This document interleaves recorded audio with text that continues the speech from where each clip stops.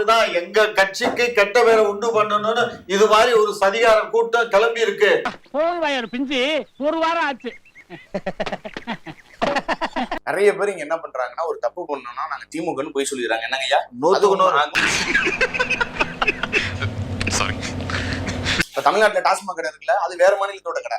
ஆனா இங்க தமிழ்நாட்டுல டாஸ்மாக் கடையை திறந்து வச்சுட்டு திமுக அரசு தான் நடத்துதுங்கிறாங்க.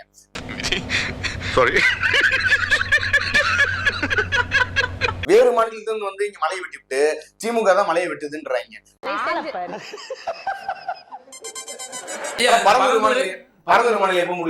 பரந்தூர் விமான நிலையம் கண்டிப்பாக வந்தே தீரும். சோத்துக்கு திண்டாடணும், 4 காசு சம்பாதிக்கணும்னா சாவணும். பாஜக நீங்க ஒரே கருத்துல இருக்கீங்க. இதான் ஏரியா. ஆமா, அதான் வந்துட்டேன்ல, பாத்துட்டு நீ பாட்டுக்கு ஒதுக்கி போற. நாடு முன்னேறணும்னாக்க விமான நிலையம் வேணும். உனக்கு என்னப்பா, நீ பைத்தியம், நீ என்ன வேணாலும் பேசலாம். டாஸ்மாக் கடைகளை மூடுவோம் சொன்னீங்களா? மூடுவோம்ல, 500 கடை மூடணும்ல. சுத்த மானகட்ட மன்னனாக இருக்கிறான். யாக்குது இவனை நம்பி வேறு படையெடுத்து வந்து விட்டோம்.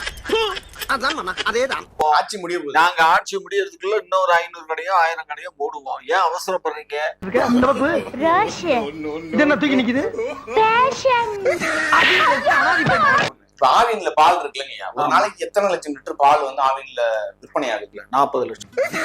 ஆமா, பாலங்க 40 லட்சம் அப்படின்னா குறைஞ்சபட்சம் ஒரு 15 லட்சம் மாடுகள் தேவைப்படுமா? ஆமா, 15 லட்சம் மாடுகள் எங்கங்க இருக்கு?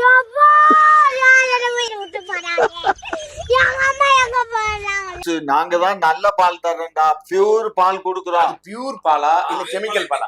என்ன நடந்துச்சு, ஏது நடந்துச்சுன்னு நீ எடுத்து சொல்லு. ஏன் ஜோடி முடிஞ்சு போமாப்பா. சோத்துக்கு என்ன பண்றது? சோறு ஆந்திரால திருப்பதியில தான் இலவச சாப்பாடு இருக்கு. இப்போ என்னைக்குப்பா நல்ல வெங்கட்டம் பார்த்து ஓட்டு போட்டுருக்கானுங்க? எப்போ கல் தோன்றி மண் தோன்றா காலத்தை இதுக்கு எதுக்குடா அப்பவே போறீங்க?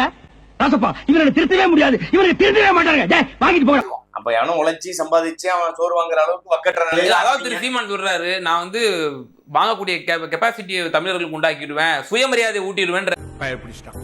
எல்லாம் டெக்னாலஜி. பயங்கரமான கல்லூரி மங்க புரியும்படியா கேப்லாம் பேசுங்க. மானங்கிட்டு போய் பாஜகவோட கூட்டணி வச்சுட்டு அதே பாஜக இருந்து வெளியில வந்து நாங்கள் பாஜகவை எதிர்ப்போம்னு சொன்னாரா?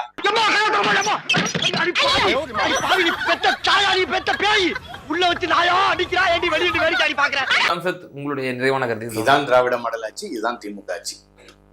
நம் ராஜதந்திரங்கள் அனைத்தும் வீணாகிவிட்டதே. இன்னும் பயிற்சி வேண்டுமோ?